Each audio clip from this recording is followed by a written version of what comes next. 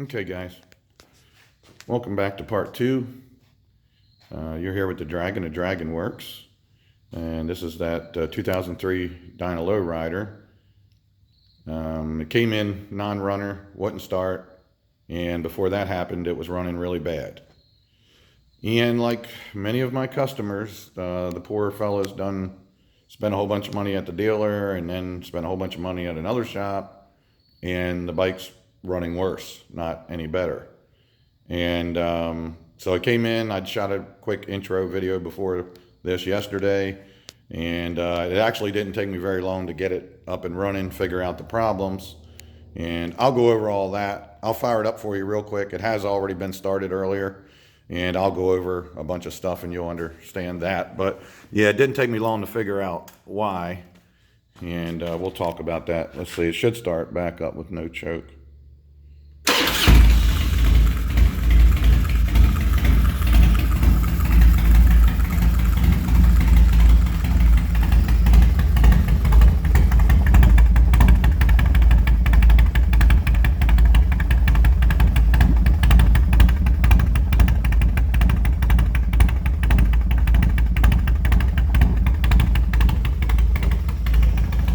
Yeah, it's had a lot of motor work done.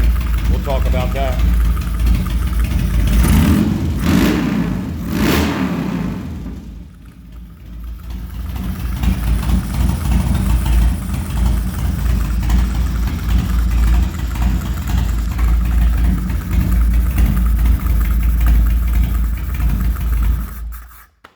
Okay, so that's the good part.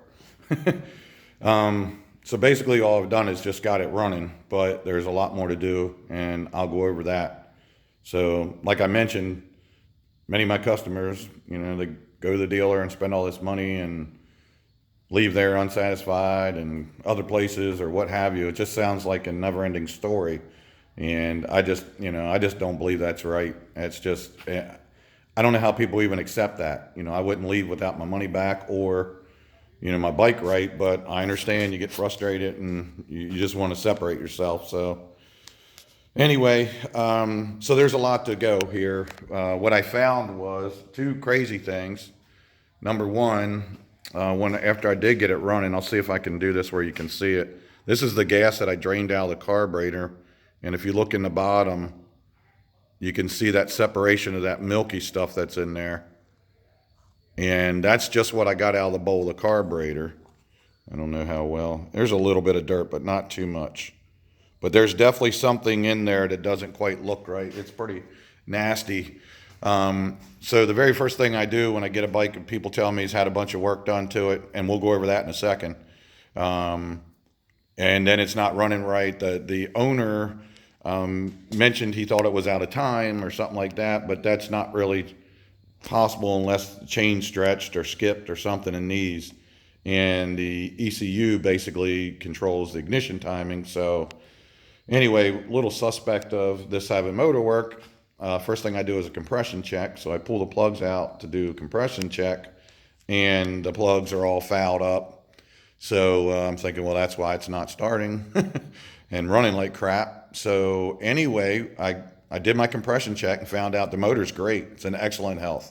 Next, I took the plugs and cleaned them off, made sure they had spark, put them back in. I tried to start it, wouldn't start.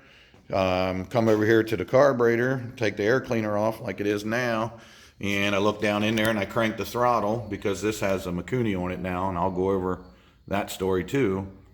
There was no fuel getting in the motor, so in the carburetor. So anyway, I realized that the petcock was crudded up with whatever that stuff was and clogged up and wasn't getting any fuel. So that takes us back to part of where this story begins, when he bought the used bike, kind of one of those owner-to-owner finance things that somebody does, and they left out a whole lot of information. When the guy bought it, he did not want a souped up motor, even though, of course, I would love that to have more power, but he was looking for a stock, dependable bike. So anyway, the guy buys it, and soon after it doesn't run right or what have you, takes it to the dealer. Apparently somehow he gets it back and it's not running right, and come to find out, they had screwed up the carburetor.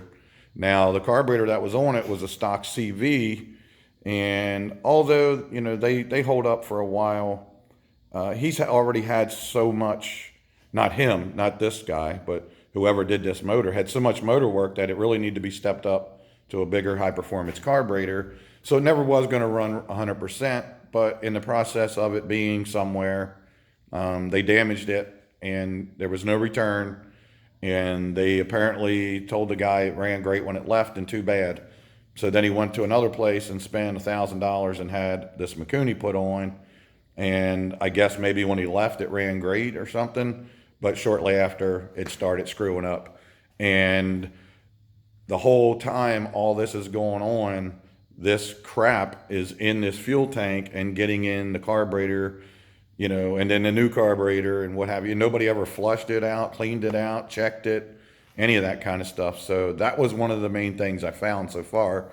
And I still am about to flush this system. This is actually running on that same crap that I found that had clogged it. So anyway, we know it runs. It runs good, actually. Just need to clean the fuel system up and do some other things for him.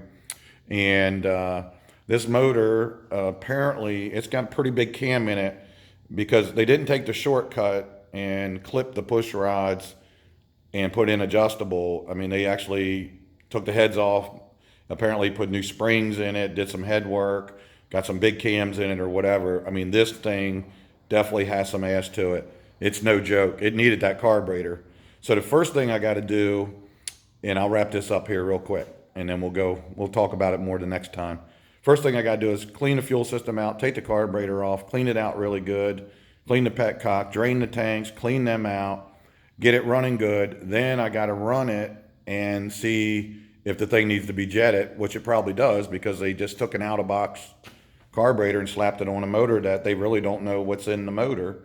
So now I'm going to have to do seat of pants, what I call seat of the pants jetting, and get the thing right. They've already had it on a dyno and all this stuff and still couldn't get it. So, and we see why. You can't do it when you're sucking in dirt. And it looks like there's even some water in that gas. So that'll really wreak havoc on a V-twin motor. It'll buck. Well, I'm not going to say like what, but yeah, it'll buck like crazy going down the road. So, all right, guys, that's part 2. You heard it running, and now you kind of know the scoop. Now I'm going to get to work and get this thing in tip-top shape for him, and we'll take it from there. Thanks for watching.